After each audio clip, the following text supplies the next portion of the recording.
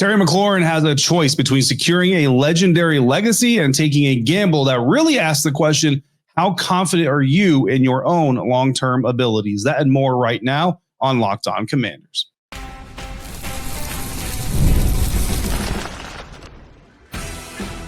You are Locked On Commanders, your daily podcast on the Washington Commanders. Part of the Locked On Podcast Network, your team every day.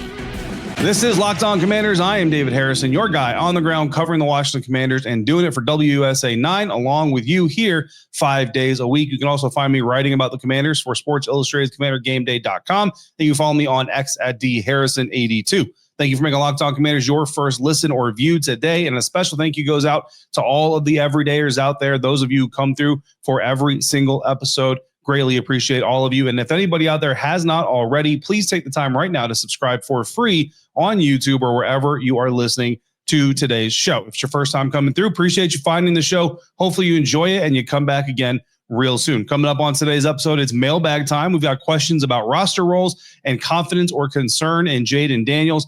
But first, we're going to start off with Terry McLaurin, who was on the sidelines along with Sam Cosmi, Noah Brown, and others during the recent Burgundy and Gold practice day. All of that coming up on today's episode of Locked On Commanders, a proud part of the Locked On Podcast Network, your team every day.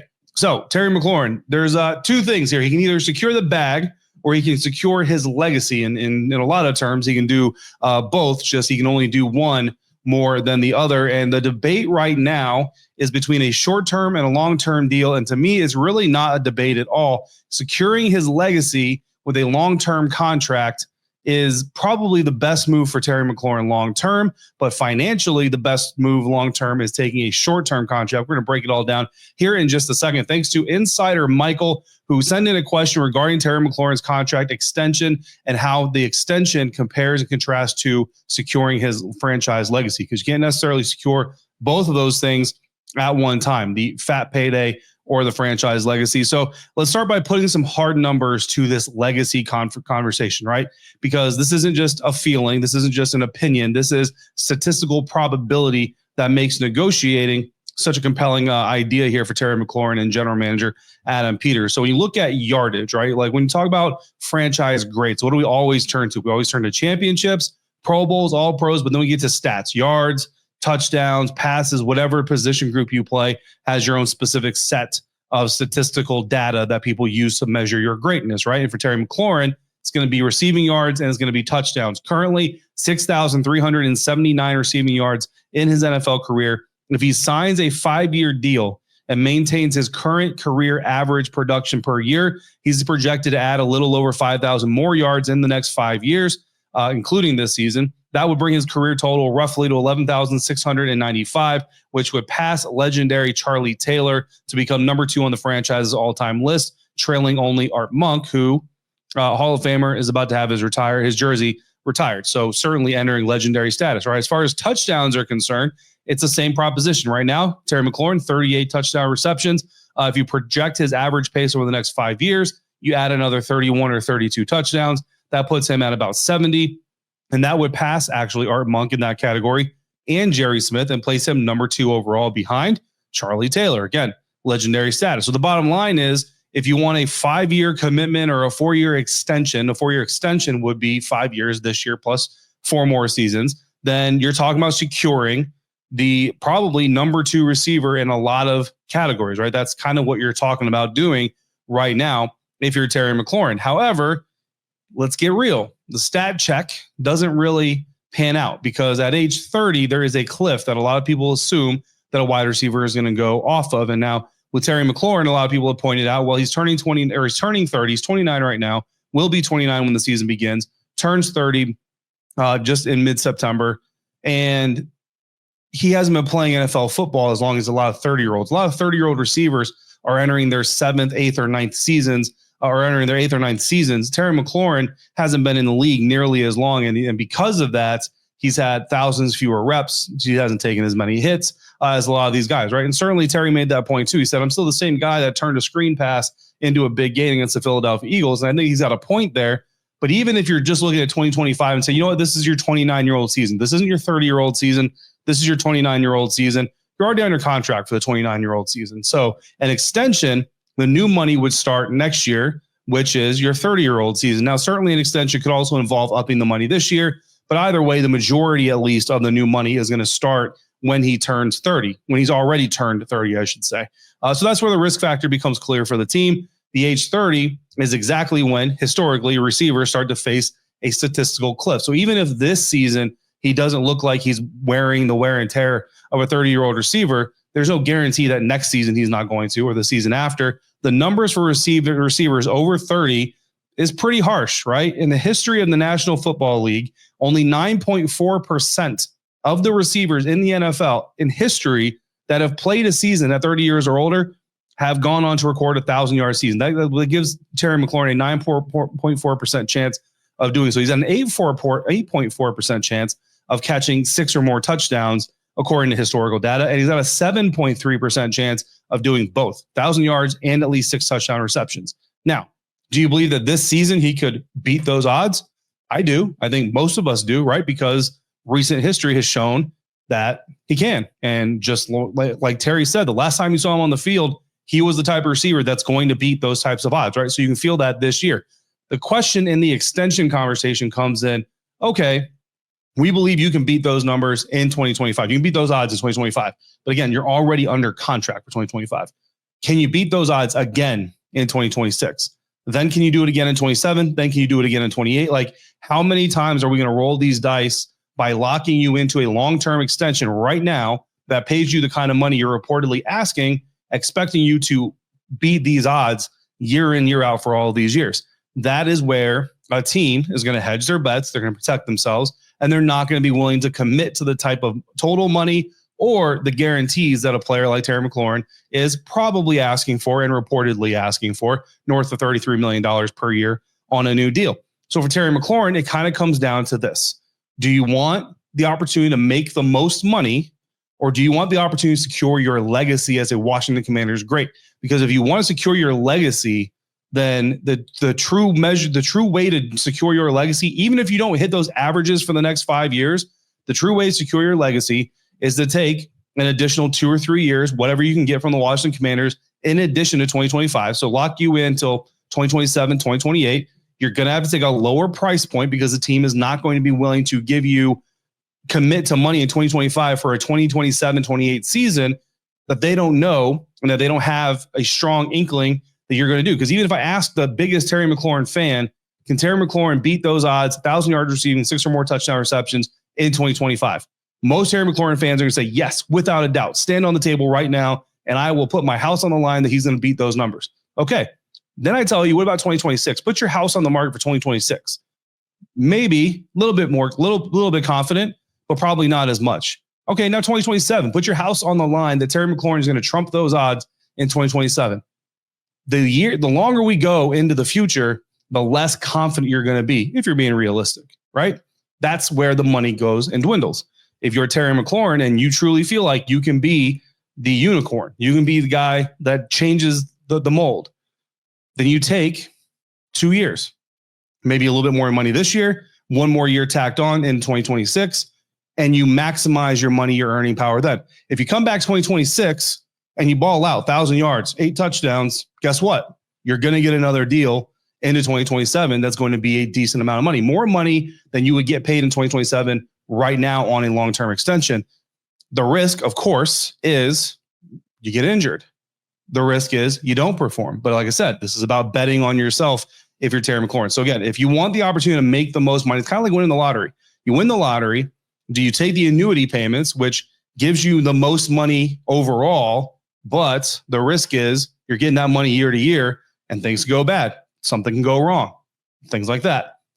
Or do you take the lump sum? You give as much money as you can right now, but you just have to understand you've capped your earning potential by taking all of it in one time. That's kind of the analogy that I look at with this with Terry McLaurin. So again, if Terry wants to be a franchise great legend, continue on this franchise legendary path, take the deal. That's 4 years, 3 years for a little bit less guaranteed money than you probably want, a little bit less annual average value, total value than you probably want.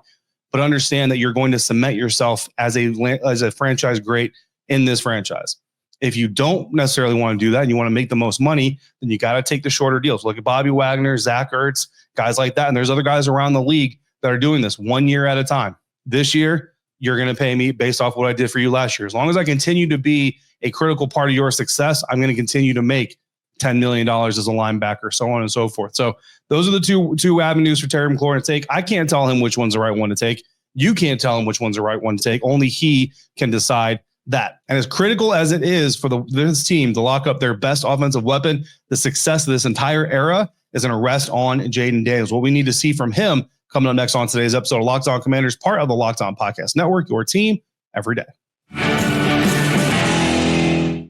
This episode is presented by Yahoo Fantasy. It's the best time of the year. NFL kickoff is almost here, and that means fantasy football season is back in full swing. This year, Yahoo Fantasy is turning things up with a fantasy football experience like never before. This year, we're playing on Yahoo Fantasy, and you should too. We spent the first segment talking about the gamble Terry McLaurin is facing between a long-term deal and betting on himself. Fantasy football is all about making those same kinds of calculated risks. I've used Yahoo Fantasy for years. One of my favorite new features is the Guillotine Leagues that just dropped. To celebrate 28 years of fantasy football greatness, Yahoo Fantasy is dropping 28 big new features over 28 days throughout August. To kick it off, they dropped that Yahoo Fantasy Guillotine League, the whole new way of playing the game. If you still want the traditional mode of playing head-to-head and all that stuff with the season right around the corner, give that league a try, but you can also play your traditional leagues as well. So stay tuned for more killer announcements and start playing Yahoo Fantasy Football now at yahoofantasy.com/LockedOnNFL.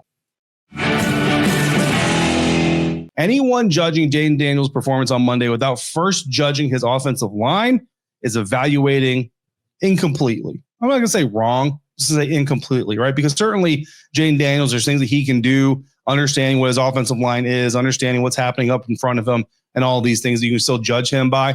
But overall, guys, it's going to start with that offensive line. We talked about it several times here on the show. I love this saying since the first time I heard Daniel Jeremiah and Bucky Brooks of NFL Network say it's really hard to be good when you're bad in the trenches. It's really hard to be bad when you're good in the trenches. It really just the game starts there. And obviously the Washington Commanders understand that because we see all of the turnover. We see all the investment in the offensive and defensive lines this offseason to try to make both of those units stronger than they were in 2024. Well, in some of these practices where you guys have noticed that the trend seems to be Jayden Daniels is struggling. Jayden Daniels is not completing a lot of his passes, or there's not as much red zone scoring as you like to hear. There is one part of the conversation is the defense is doing a really good job. The other part of the conversation is the offensive line is not giving Jayden Daniels nearly enough protection and time back there to make the plays that he needs to be. Too many times he's scrambling, throwing under pressure, doing all these things, or some of these passes that are getting completed and passes that are being made are coming after practice sacks, right? Because obviously you're not sacking the quarterback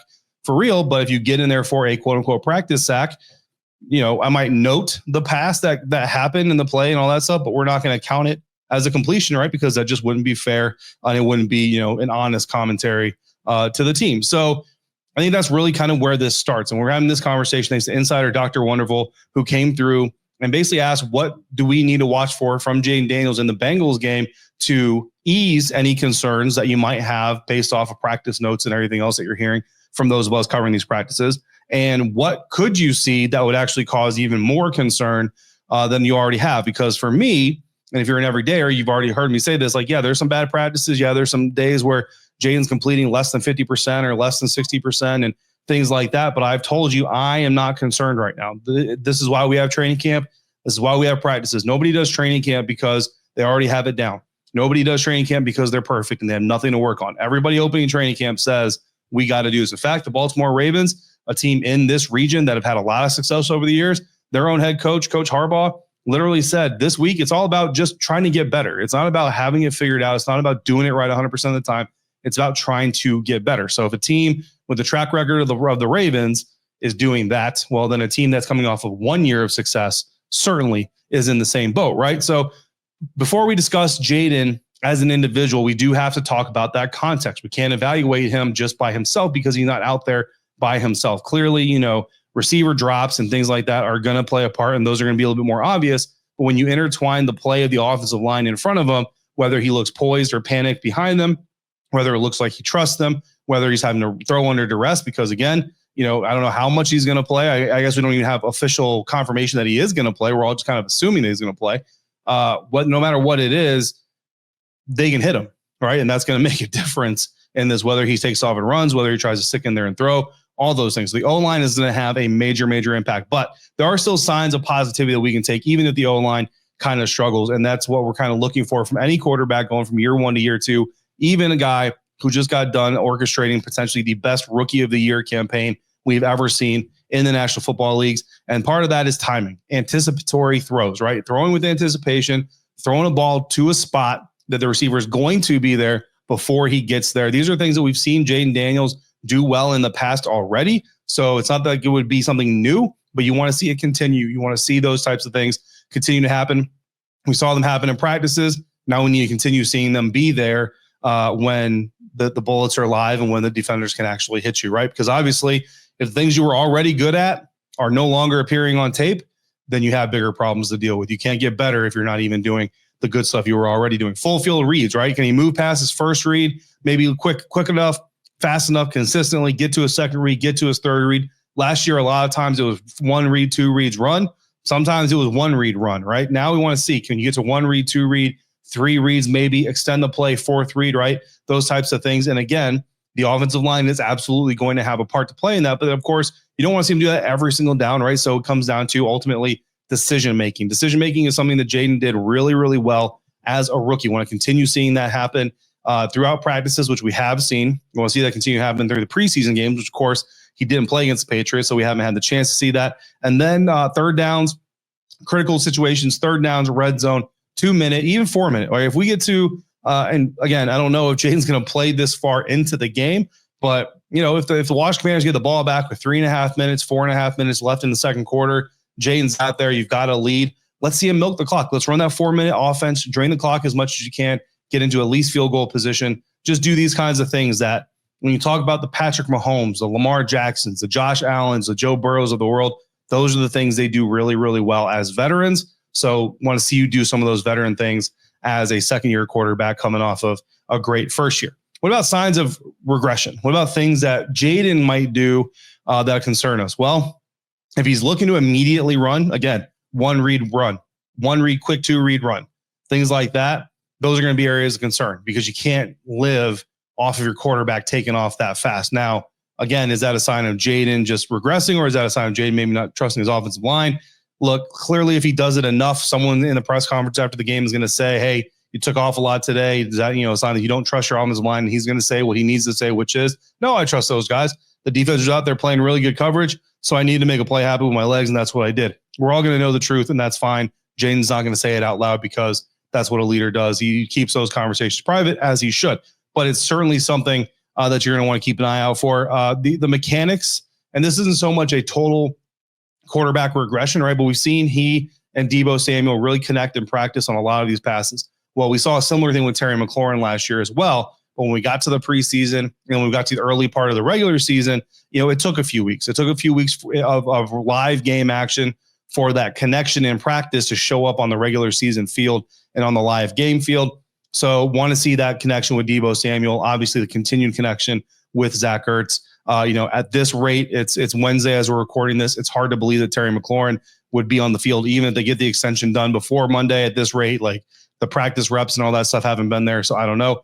But Luke McCaffrey, right? We've all talked about the progression that he's been showing as well as a receiver. He was sick trying to play against the Patriots, had to leave the game, unfortunately, because of it. So if he's out there with Jayden on some of these reps, Jaylen Lane, we've seen some really good plays between Jayden Daniels and Jaylen Lane. We've also seen some misses, right? We've seen Jayden put the ball just a little too far outside of Jaylen Lane's reach, things like that. And these are things that these quarterback receiver tandems and duos have to work on. They've got to get the reps on them. So Monday night against the Bengals is another opportunity to do it. If he's missing them, if they're not connecting, I'm not going to say I'm concerned about Jayden's regression, but does it give you 100% confidence entering the season going up against a team like the New York Giants who have a very tough defense and you're going to need to be able to capitalize on opportunities? No, I'd be lying if I said that you weren't or that I was. So on top of that, Michael also came through and asked which players are standing out other than some of the obvious ones. Percy Butler is a player that's been standing out. I'm going to go ahead and call myself out. A couple episodes, I patted myself on the back a couple times. So here on this one, I'm going to call myself out. Percy Butler has not gotten enough coverage or enough praise from at least myself on the beat. I can't speak for every other beat reporter, but I know that I think I've done a bad job of covering Percy Butler to the fullest extent he deserves. So I promise you, I'll promise Percy. I don't think Percy really is concerned by it, to be honest with you. But I'm gonna do a better job, I think, of covering Percy Butler this season. And then running back Corey Krosky-Merritt dealing with that shoulder injury, unofficially a shoulder injury, didn't play in the Burgundy and Gold game. If that creeps into Monday night and he can't go, Brian Robinson Jr., Austin Eckler are probably going to get some burn, but the majority of the game will then go to Chris Rodriguez Jr. and Demetric Felton, two guys who really stood out in that Burgundy and Gold game. Can they carry that momentum into Monday night against Cincinnati Bengals?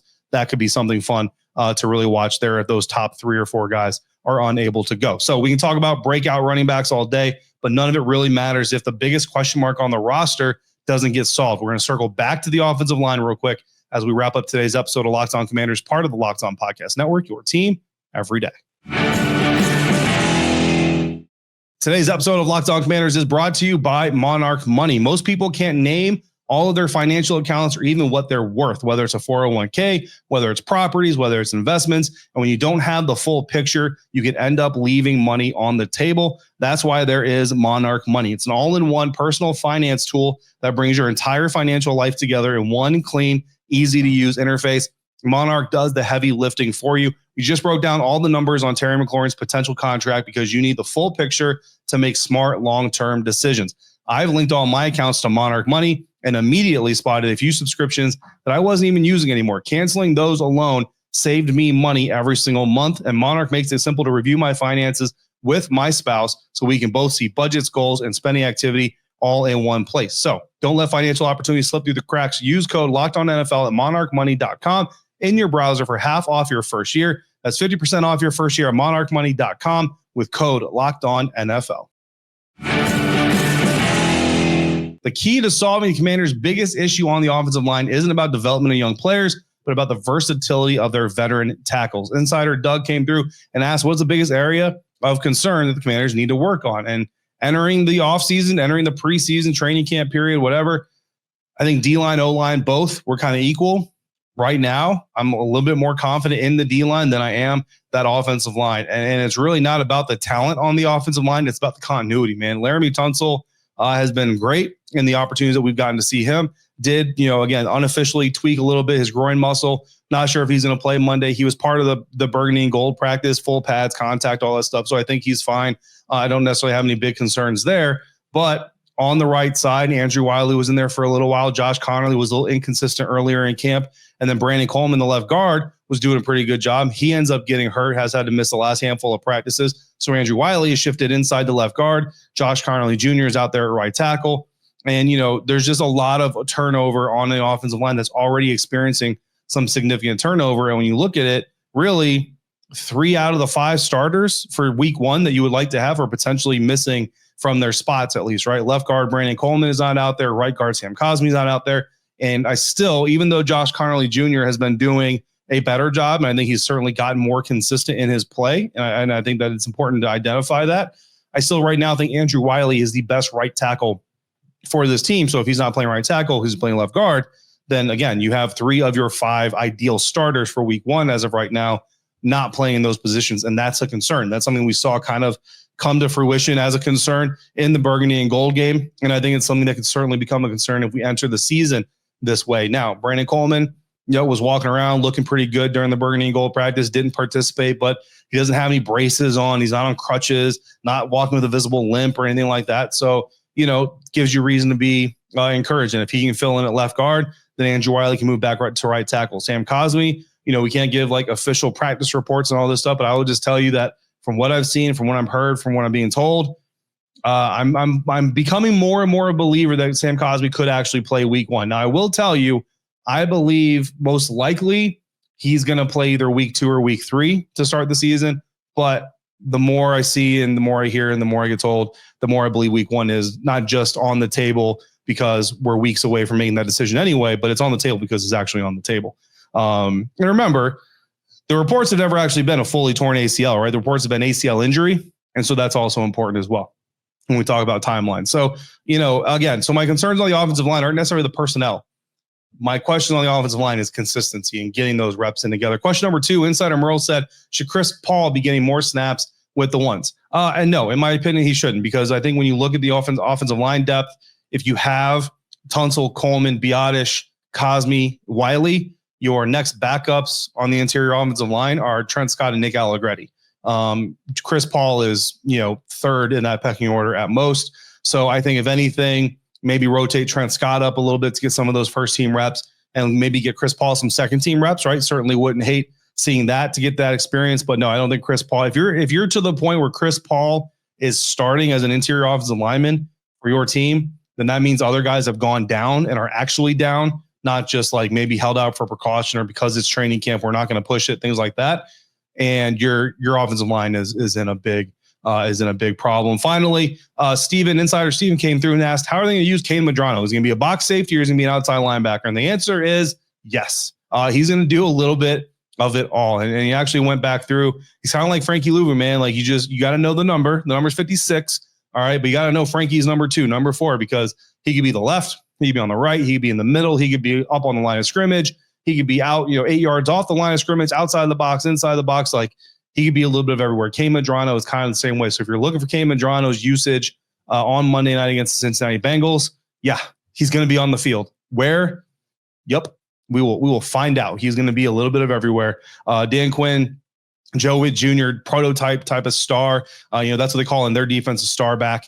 Offensive or defensive linebacker, safety, versatile, position, flex, all these words, all these buzzwords, they mean a lot when it comes to a guy like Kane Medrano. So expect to see him covering tight ends like safeties, maybe even covering a leaking running back out of the backfield, playing near the line of scrimmage, crashing into a hole in a run fit, blitzing off the outside. Expect to see him doing a lot of these things. So great mailbag episode as always. Great questions from the insiders as always. That's going to do it for today's episode. Next time on Locked On Commanders, we are back out in Ashburn for practice on Thursday. So I'll have more notes, observations, hopefully some injury updates that are positive. And who knows, any moment now, Terry McLaurin might sign his deal and come walking through for a practice. In the meantime, if you got questions or comments, you can text me directly by becoming a Locked On Commanders insider at joinsubtext.com/LockedOnCommanders. And once you do that, you're going to get all the direct updates. I can give you information, sometimes even information that we can't share publicly, but I'll give you a little bit of a hat tip, a little bit of a tip of the hand for, so you see it coming. And of course, you're going to be able to text me all your questions, your comments, your thoughts and opinions as well. So again, joinsubtext.com/LockedOnCommanders to become an insider today. NFL fantasy draft season is here. So if you're a second listen, go find the Locked On Fantasy Football podcast with hosts Vinny Iyer and Kate Majuk. Listen every day to prep for your fantasy draft, become the most informed manager so you can take home your league's trophy this season. Find Locked On Fantasy Football on YouTube or wherever you're listening to today's podcast. A day off from practice today. I think I've talked really fast in this episode, which might show how much sleep I was able to catch up on because we didn't have practice. But either way, I appreciate the everydayers for coming through every single day. Special thank you, especially today. To everybody out there, until next time, stay safe. Be kind to one another. We're going to talk again real soon right here on Locked On Commanders, part of the Locked On Podcast Network, your team every day.